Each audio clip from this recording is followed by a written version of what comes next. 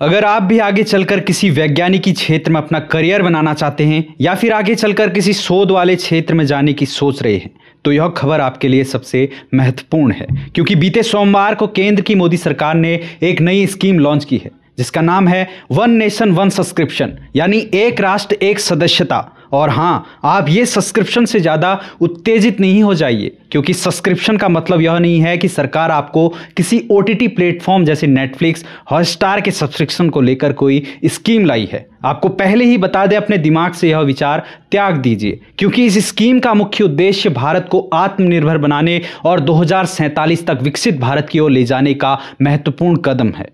नमस्कार, समाचार इंडिया में आपका स्वागत है। मैं महेंद्र सिंह चिलवाल। चलिए जानते हैं आखिर क्या है one nation one subscription scheme.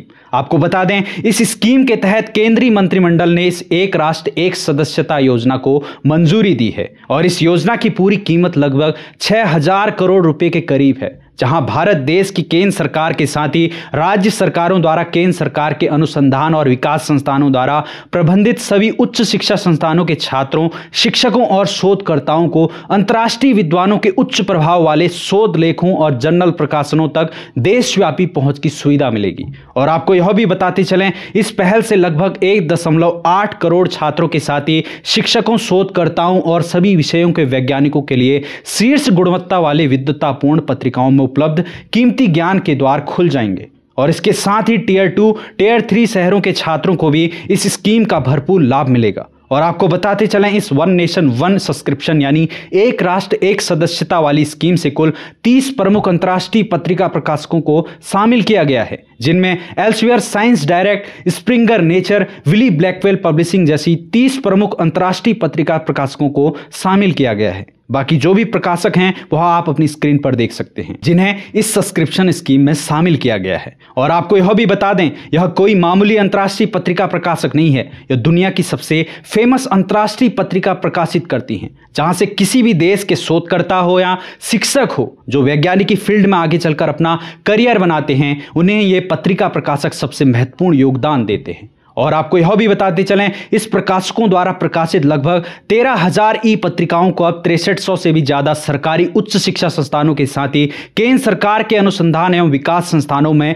मुहैया कराया जाएगा। और किसी भी छात्र या शिक्षकों या वैज्ञानिकों को ये पत्रिकाएं पूरी तरह से डिजिटल माध्यम से उपलब्ध होंगी। और छात्रों के साथ ही शिक्षकों और शोधकर्ताओं को पत्रिकाओं तक पहुंच के लिए विश्वविद्यालय अनुदान आयोग यानी UGC के एक स्वायत्त अंतर विश्वविद्यालय केंद्र सूचना और पुस्तकालय नेटवर्क यानी इन्फ्लिब्लेट द्वारा समन्वित राष्ट्रीय सदस्यता के माध्यम से मिलेगी। और आपको यह पुनः बता दें, इस योजना से सभी विषयों यानी साइंस से लेकर मैथ्स या एस्ट्रोनॉमी, एस्ट्रोफिजिक्स, इन सभी विषयों के 1.8 करोड़ छात्रों, शिक्षकों, शोधकर्ताओं और वैज्ञानिकों को पूरा लाभ मिलेगा। और भारत सरकार ने इस स्कीम के लिए 3 कैलेंडर वर्ष 2025, 2026 और 2027 की अवधि के लिए लगभग 6000 करोड़ रुपए आवंटित किए हैं। और आपको यह भी बताते चलें, इस मामले को लेकर नरेंद्र मोदी ने अपने एक्स प्लेटफॉर्म के जरिए जानकारी दी है, जहां नरेंद्र मोदी ने अपनी एक्स पोस्ट में लिखा है कि भारतीय शिक्षा जगत और युवा सशक्तिकरण के लिए यह एक बड़ा परिवर्तन है।